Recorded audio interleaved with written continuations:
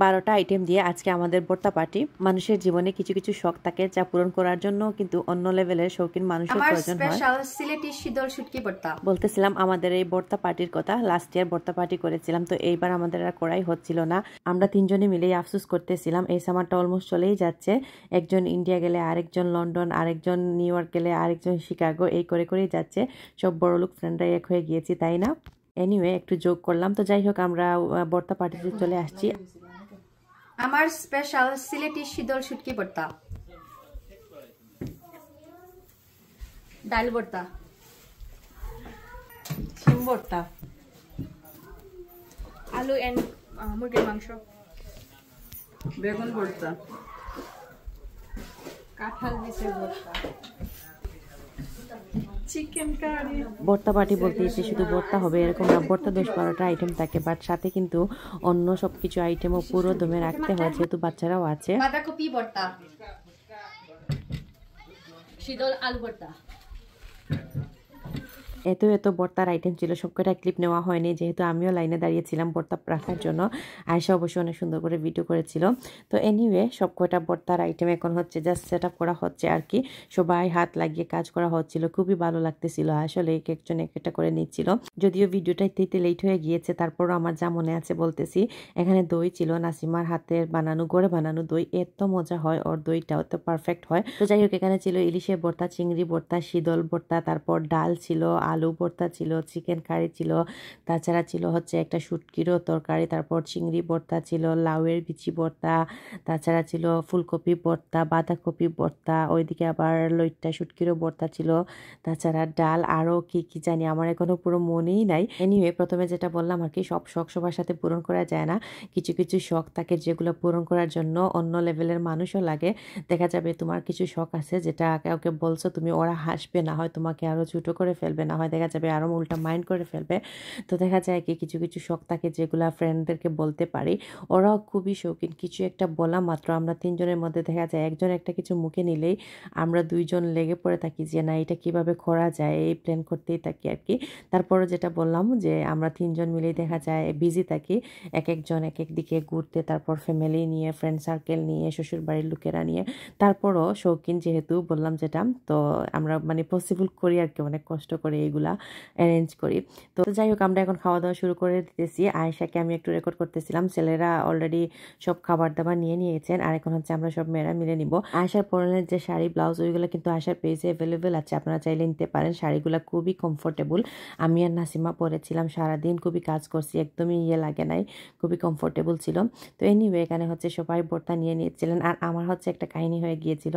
আমি কিন্তু শাড়ি পরতে তেমন একটা চাচ্ছিলামও না, আর পরে হচ্ছে তারপরও যখন দেখলাম যে সবাই পরবে আমিও পরবো, তারপর হচ্ছে নাসিমার ঘরে গিয়ে শাড়ি পরার কথা আর কি, তখন আয়েশা নিয়ে আসবে ওইখানে, কারণ আমরা আয়েশার কাছ থেকে শাড়িগুলো নিয়েছি। তো আমি যাওয়ার সময় ব্লাউজ ভুলে গিয়েছি, পরে দেখা গিয়েছে আমি আমার ড্রেসের উপরেই পরতে হয়েছে, কীরকম জানি লাগতেছে, আমার অনেক লজ্জা লাগতেছিল।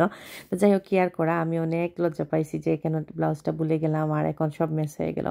তো তারপরও ড্রেসের উপরেই পরে নিয়েছি। তো আমাদের খাবার রেডি হয়ে গিয়েছে, আমি যাওয়ার সময় পার্টিটা নিয়ে গিয়েছিলাম, তারপর আয়েশাও মেমি নিয়ে আসছিল। তো পরে আমরা কনফিউজ, বাইরে খাবো কি খাবো না, পরে বললাম না এত কিছু করছি যেহেতু বাইরেই বসেই খাই, চলো একটা কিছু কেন মিস করবো, পার্টিটা যেহেতু বিছিয়ে দিয়েছি। তো এই তো আমরা সবাই আমাদের খাবার নিয়ে বসে গিয়েছি, আর খাওয়াকে এত এনজয় করেছি, আর সবাই এত পজিটিভ মাইন্ডেড, এক একজন এক একটা কথা বলেন, আর এত ফান লাগে।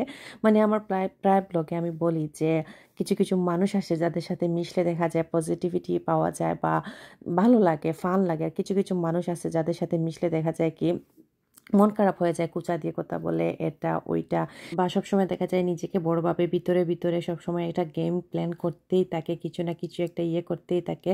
তো এগুলার মধ্যে আসলে আমরা কেউই নাই, আমরা সবাই হচ্ছে ফ্রি মনে কথা বলি, কাউকে ছোট করতে চাই না, সবাই মিলেমিশেই আসলে থাকতে পছন্দ করি। একজনের ভালো দেখলে আরেকজন জ্বলি না, বা একজন বড় হয়ে যাচ্ছে আমার থেকে, আমার সমান হয়ে যাচ্ছে, এরকম কোনো চিন্তাধারাও করি না। আর এসব হিংসা করে আসলে কোনো লাভই হয় না, বরং নিজেরই লস হয়।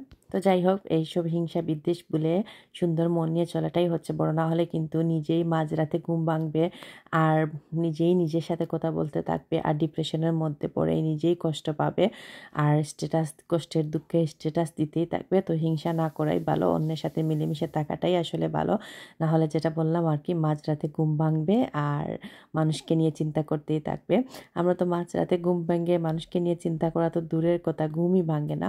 আলহামদুলিল্লাহ। এখানে হচ্ছে আমরা দই দিয়ে ভাত দিয়ে খাচ্ছিলাম, অনেক জাল লাগছে, যেহেতু ভর্তা খাইছি অনেক বেশি, ওই জন্য অনেক বেশি জাল লাগছে। পরে হঠাৎ একজন দই দিয়ে ভাত খাইছে, পরে আমরা বাকিরা বলতেছিলাম না খাচ্ছি না, পরে ওর খাওয়া দেখে সবাই খাওয়ার পর দেখলাম আসলে খুবই ভালো লাগতেছিল। আর যেটা প্রথমেই বলছি, নাসিমার হাতের দই অনেক বেশি মজা হয়। আর ওইখানে হচ্ছে আমি আর নাসিমা যে পরেছিলাম শাড়ি, আর এখানে চাও বানিয়ে রাখা হয়ে গিয়েছে। আয়েশা মেবি চা নিয়ে আসছিল, আমার মনেও নাই, তো চাও বানিয়ে রাখা অলরেডি। আর এই তো মালিহা সামিহা ওদেরকে ড্রেস পরাইছি, সবাই মিলে অনেক এনজয় করছে আসলে। আর আমাদের বাচ্চারা তো আলহামদুলিল্লাহ কি বলবো, ওরা একসাথে হলে এত এনজয় করে। কালকেই একটা পার্টি ছিল, তো আমি বারবার বলতেছিলাম আলহামদুলিল্লাহ, নজর কারো না লাগুক, আমাদের বাচ্চারা এত এনজয় করে। 3 জনের বাচ্চারাই দেখা যায়, কোনো মানে ইয়ে নাই, কোনো ধরনের কোনো বিচার নাই, এটা নাই ওইটা নাই আর কি। ওরা খুবই শান্তভাবে 3 জন, আমরা 3 জনের বাচ্চারাই খেলা করে। আর এখানে হচ্ছে বর্তা পার্টি শেষে আমার ঘরে একটা বারবিকিউ পার্টি ছিল, সো আয়েশা আমাকে নিয়ে আসতেছিল।